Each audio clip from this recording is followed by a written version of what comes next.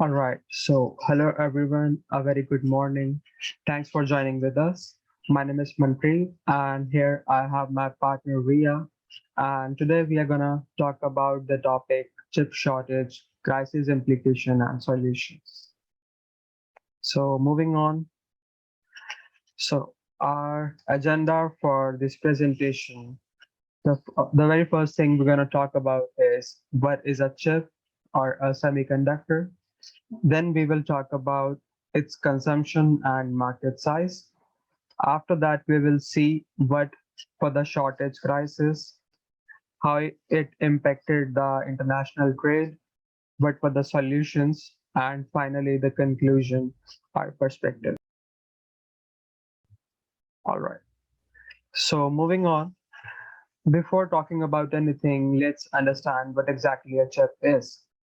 A chip or a semiconductor are immensely complex yet tiny circuits that store computer resources and provide processing logic both for computer chips or electrical equipments.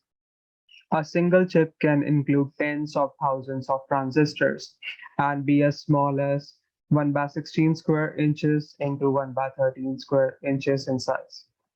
Intel Pentium processors are probably the most well-known chips of all time. AMD, Samsung, and Apple are some of the examples of the companies engaged in the manufacturing of chips. Hi everyone, this is Riya. And moving forward with the uses of chips and how do we consume it on daily basis. So, chips are used in home electronics as in we use in our daily life like TVs, digital camera, gamifications, air conditioners, and microwave. Along with that, there are communication products. We all have that smartphones or tablets and our laptops also. Then the things which makes our work easy, washing machines, and then there are other industries which use chips to manufacture their products, like automotive industries. There, manufacturing industries there, trains are there, vending machines are there. So chips are basically used according to their functionality and integrated circuits of computers or a device, whether to store the data, to process the system, to display the graphic on the screen, to supply the power, and develop the sound. So, in all these examples, we have experienced all of these things. In the era of ever transforming advanced technology, chips are the spine of the manufacturing plants, which make sure the uninterrupted operations and supply of the goods to the end consumers.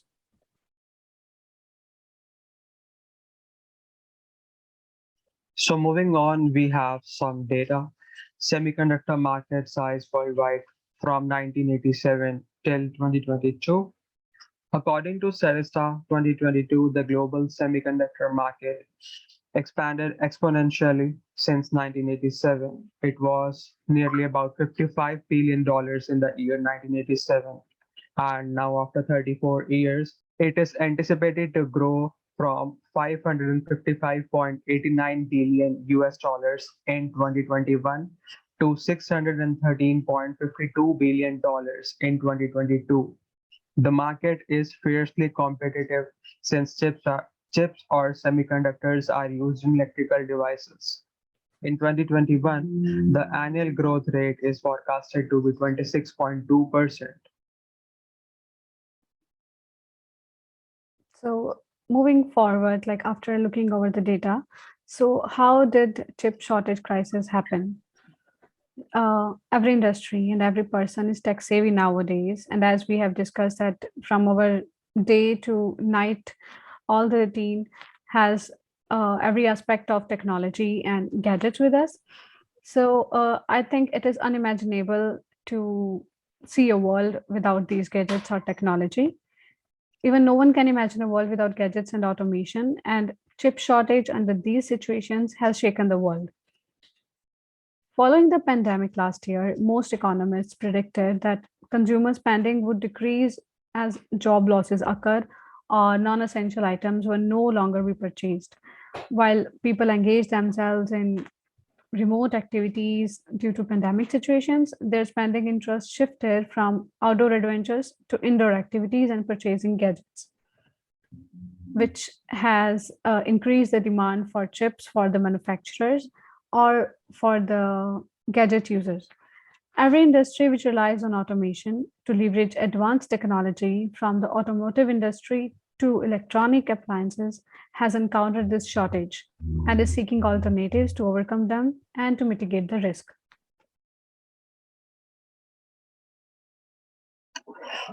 So now let's talk about the impacts on international trade. As we all know that America is known as Silicon Valley due to its history associated with the production of transistors by Bell Labs since back in 1947. In 1990, the US recorded manufacturing 37% of world chip, which was reduced to 21% in 2021. After a few decades, the US government started to outsource its chip supplies due to low cost from other countries such as Taiwan, South Korea, Japan, European companies, and China. TSMC looked this opportunity and held the market share, which is now manufacturing 92% of the most advanced semiconductors. However, the chip crisis challenges the US government to reinvest more in the homegrown chip industry to facilitate the military devices and tech companies.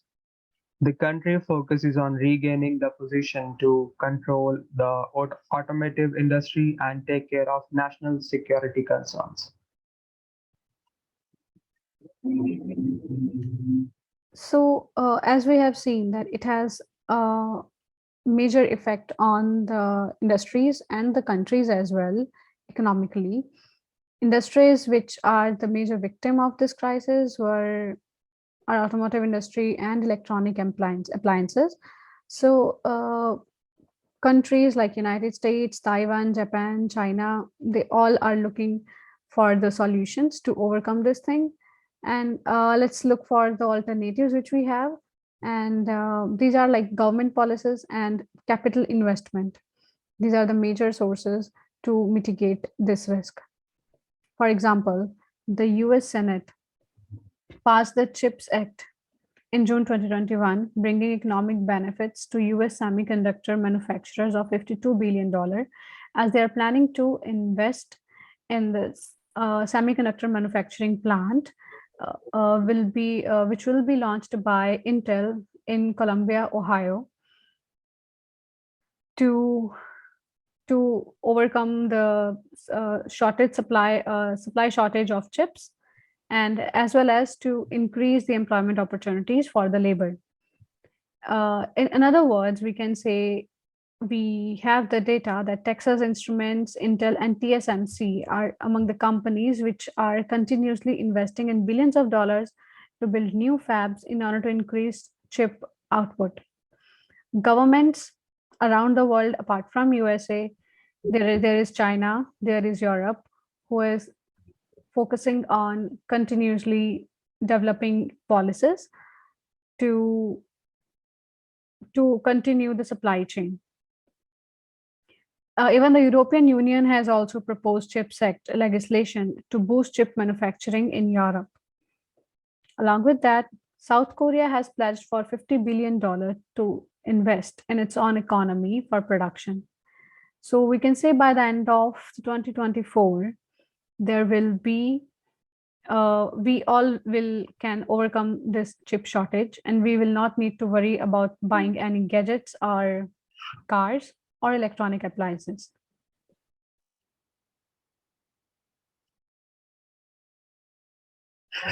So we would like to add a personal opinion to that.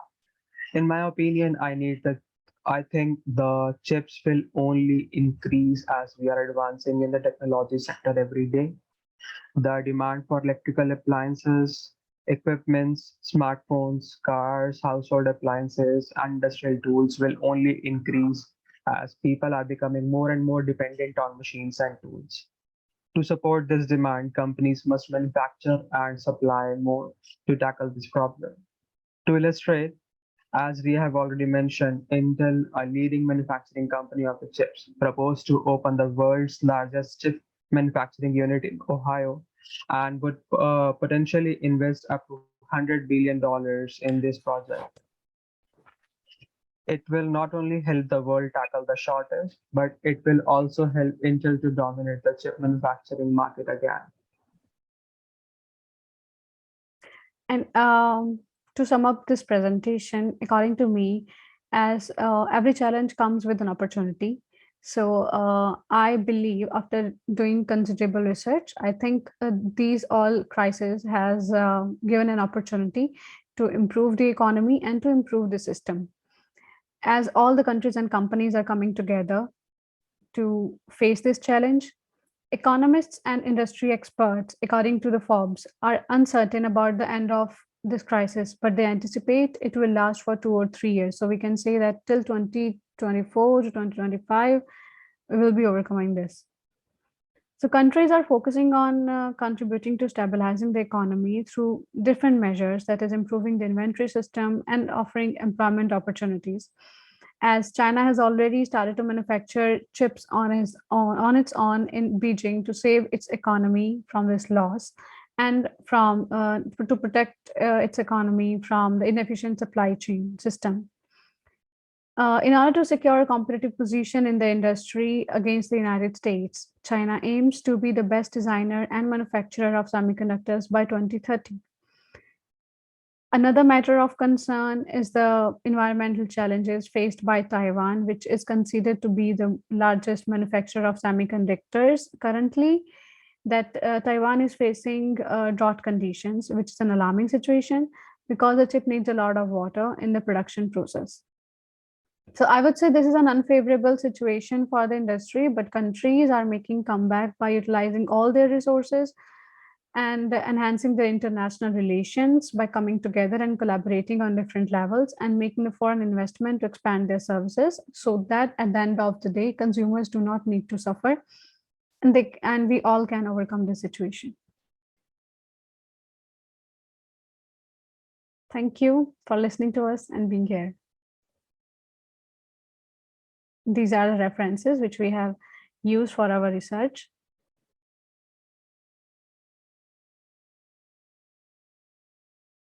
Thanks.